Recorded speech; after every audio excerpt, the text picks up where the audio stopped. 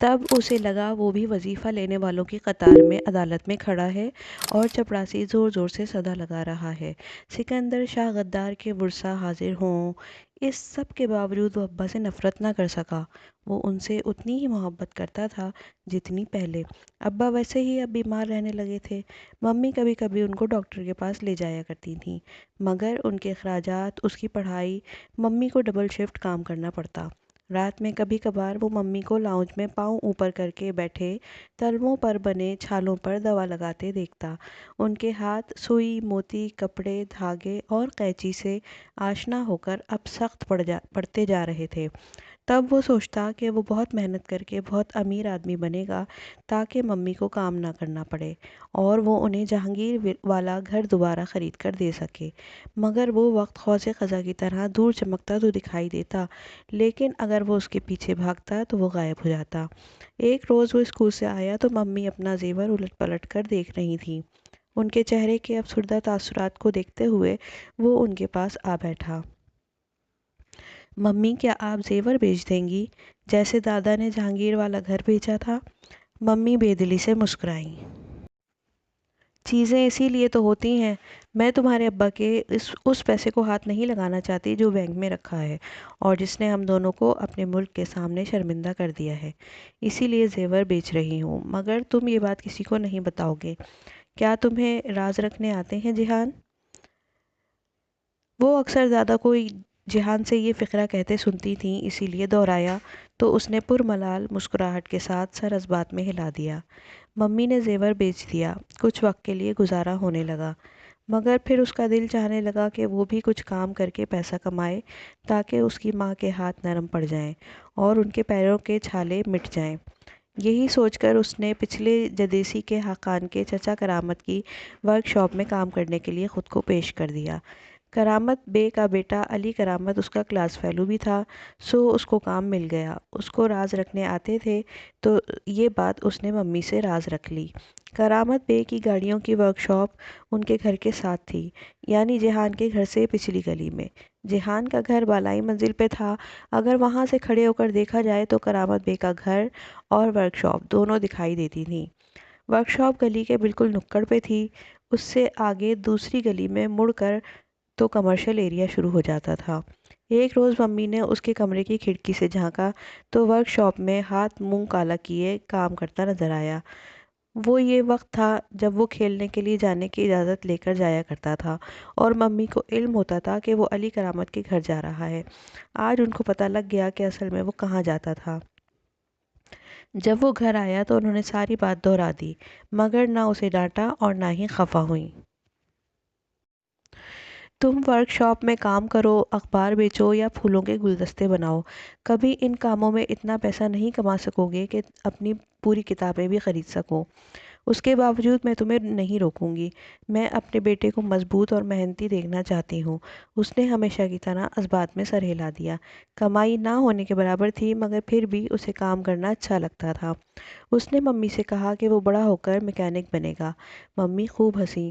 ابھی تم نے زندگی میں بہت کچھ دیکھنا ہے، بہت سے پیشے دیکھ کر تم کہو گے تم نے وہی بننا ہے، لیکن اصل میں انسان کو وہی پیشہ اپنانا چاہیے جس کے مطابق اس کی صلاحیت ہو۔ ابھی یہ فیصلہ بہت دور ہے کہ تم کیا بنو گے، مگر تب بھی وہ جانتا تھا کہ وہ میکینک ہی بنے گا، یہی اس کی منزل تھی۔ پھر کبھی کبھی وہ خواب اسے ستاتا، وہ خواب جس سے اس نے برسوں میں کبھی اس کا پیچھا نہیں چھوڑا تھا، وہ پاک اسپائے اور اس کا روشن چہرہ۔ تب اس کی خواہش ہوتی کہ وہ بھی اس جیسا بنے، لیکن پھر دوڑ جاتا، معلوم نہیں کیوں۔ اس کا یہ خوف، یہ عجیب سا الجھن بھرا ڈر کب نکلا؟ شاید تب جب اس نے فریحہ سے دشمنی مول لی۔ فریحہ کرامت بے کے بھائی کی بیوی تھی، دراز قد، اسمارٹ، خوبصورت، سبز آنکھوں اور کندھوں تک گرتے اخروٹی بالوں والی۔ اس کا لباس، اس کا اٹھنا بیٹھنا، اس کے ناز و انداز، سب میں ایک شاہانہ جھلک ہوتی تھی۔ وہ بہت مغرور، بہت طرح دار سی تھی۔ اس کا بیٹا خاقان بھی اتنا ہی مغرور اور نکچڑا تھا۔ فریحہ کا شوہر ایکان معمولی صورت کا تھا، جبکہ کرامت بے کافی وجیح تھے۔ اس لیے خاقان، جو عمر میں جہان سے 2 برس ہی بڑا تھا، ہر جگہ اپنی ماں کے حسن کے قصے سنایا کرتا تھا۔ وہ لوگ پیچھے سے عرب تھے، آپس میں عربی بولا کرتے۔ ایک روز فریحہ ایقان ان کے اسکول آئی تو حقان نے سب کے سامنے اپنی ماں کو گلاب کا پھول پیش کرتے ہوئے عربی میں کچھ کہا۔ میں انت مرا جمیلہ ہی اسے سمجھ آیا۔ اس نے علی کرامت سے مطلب پوچھا تو اس نے بتایا کہ مرا جمیلہ بہت بہت خوبصورت عورت کو کہتے ہیں۔ اسے انت بھی بھول گیا، صرف مرا جمیلہ ذہن پر نقش رہ گیا۔ بے حد حسین عورت مرا جمیلہ۔ جب ممی اپنے زیور بیچ رہی تھیں تو انہوں نے بتایا تھا کہ انہوں نے ایک نیکلس رکھ لیا ہے، وہ اسے نہیں بیچیں گی کیونکہ وہ اسے حیا کو دیں گی۔ تم ہمیشہ یاد رکھنا میں تمہاری شادی اپنے بھائی کے گھر ہی کروں گی، اس لیے تمہیں استنبول میں کوئی لڑکی خوبصورت نہیں لگنی چاہیے۔ سن لیا تم نے؟ مگر فریحہ کافی خوبصورت تھی، اسے بھی اچھی لگی، لیکن اتنی بھی نہیں کہ وہ اسے مرا جمیلہ ہی کہہ دے۔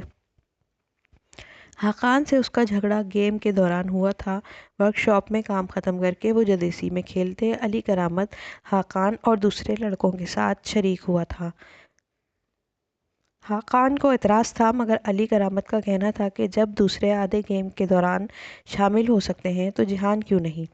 اس کا اشارہ حقان کی جانب تھا جو گزشتہ روز اسی طرح شامل ہوا تھا۔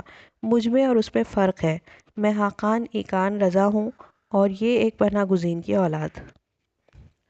جہان نے ہاتھ میں پکڑی سرخ گیند اس کو دے ماری۔ اس نے بروقت سر نیچے کر لیا مگر پھر تن فن کرتا آگے بڑھا۔ تھوڑی سی مار کٹائی کے بعد لڑکوں نے اسے چھڑا لیا۔ وہ وہاں سے یوں بکھرے کہ حقان کا ہونٹ پھٹا ہوا تھا اور جہان کی نکسیر پھوٹی ہوئی تھی۔ گھر آ کر اس نے چپ چاپ خون صاف کر لیا۔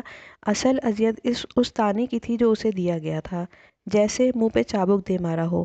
وہ تکلیف بہت زیادہ تھی، پھر بھی وہ ابا کے خلاف نہ جا سکا، شاید اس لیے کہ اس کی ماں نے کبھی اسے باپ کے خلاف نہیں بھرا، بلکہ ہمیشہ یہی سکھایا کہ نفرت گناہ سے کی جاتی ہے، گناہ گار سے نہیں۔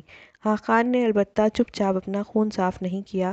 اس کا ثبوت یہ تھا کہ فریحہ تن فن کرتی ان کے گھر آتی، بلند آواز اور رعونت سے اس کو بہت سی باتیں سنا کر گئی۔ اس کا شوہر کاروباری آدمی تھا اور مالی حالات کرامت بے سے اچھے تھے، اسے اسی پیسے کا غرور تھا۔ یہی نہیں، اس نے جا کر میونسپلٹی والوں سے بھی بات کی کہ ان سیاسی پناہ گزینوں کو کہیں اور رہائش اختیار کرنے کو کہا جائے، ورنہ وہ ماحول خراب کریں گے۔ ممی کو اس بات کا علم نہ ہو سکا، وہ گھر پہ نہیں تھیں۔ ابا ان دنوں بیمار رہنے لگے تھے، سو کمرے میں تھے۔ اس نے اکیلے فریحہ کی باتیں سنی مگر چپ رہا۔ میونسپلٹی والی بات اسے علی نے بتائی، اس کا دل جیسے ٹوٹ سا گیا۔ ابا کی وجہ سے، بلکہ اس کے اپنے جھگڑے کی وجہ سے ان کو یہ گھر چھوڑنا پڑے گا۔ اتنی مشکل سے ممی خرچے کی گاڑی کھینچ رہی تھیں، اب ان کو مزید تکلیف سہنی پڑے گی۔ وہ بہت پریشان ہو گیا۔ تم ان باتوں سے پریشان مت ہو بچے، کوئی نہ کوئی راستہ نکل آئے گا۔ راستہ ہمیشہ ہوتا ہے، بس ڈھونڈنا پڑتا ہے۔ علی کی بات سن کر اس کی ممی نے کہا تھا۔ اس نے سر اٹھا کر ان کو دیکھا۔ وہ اس وقت کچن سلیب کے سامنے کھڑی تھیں۔ وہ باہر کام سے آئی تھیں اور ابھی ابھی انہوں نے اسکارف سے کیا گیا نقاب اتارا تھا۔ اب وہ ٹشو سے چہرے پہ آیا پسینہ تھپتھپا رہی تھیں۔ ان کا رنگ سیاہ تھا، وہ مصری تھیں، مصری سیاہ فام، مگر پھر بھی ان کے چہرے پہ ایسی روشنی، ایسا نور تھا کہ وہ نگاہ نہیں ہٹا سکتا تھا۔ اسے وہ بہت خوبصورت لگتی تھیں۔ اس دن ان کی بات سن کر وہ خاموشی سے اٹھ گیا، مگر بعد میں مارکیٹ جا کر اس نے کارڈ خریدا اور اس پہ انگریزی میں لکھا "یو آر مائی مرا جمیلہ"، ساتھ میں ان کا نام اور فخر میں اپنا نام لکھ کر اس نے کارڈ کو خط کے لفافے میں ڈالا اور گوند سے لفافہ بند کر دیا۔ اس کا ارادہ تھا کہ صبح جا کر چپکے سے یہ ان کو دے آئے گا۔ ٹھیک ہے کہ ممی نے کہا تھا کہ اسے کوئی دوسری لڑکی خوبصورت نہیں لگنی چاہیے، مگر وہ لڑکی تو نہ تھی، وہ تو ایک درمیانی عمر کی خاتون تھی، اپنی جیٹھانی فریحہ سے بالکل مختلف۔ جس پل وہ کارڈ اپنے بیگ میں رکھ رہا تھا اسے کھڑکی کے باہر کچھ دکھائی دیا۔ اس نے جلدی سے بتی گل کی اور کھڑکی کے شیشے کے سامنے آ کھڑا ہوا۔ باہر رات پھیلی تھی۔ فریحہ کا گھر، جہاں کرامت بے اور ایقان دونوں کے خاندان اکٹھے رہتے تھے، اور کرامت بے کی ورک شاپ سامنے دکھائی دے رہی تھی۔ ورک شاپ کے دروازے کے پاس دو ہیولے سے کھڑے تھے، ایک لاک کھول رہا تھا جبکہ دوسرا ساتھ میں چپکا کھڑا تھا۔ لاک کھول کر وہ اندر چلے گئے۔ جب دروازہ بند کرنے کے لیے وہ سایہ پلٹا تو اسٹریٹ پول کی روشنی ان دونوں پہ پڑی۔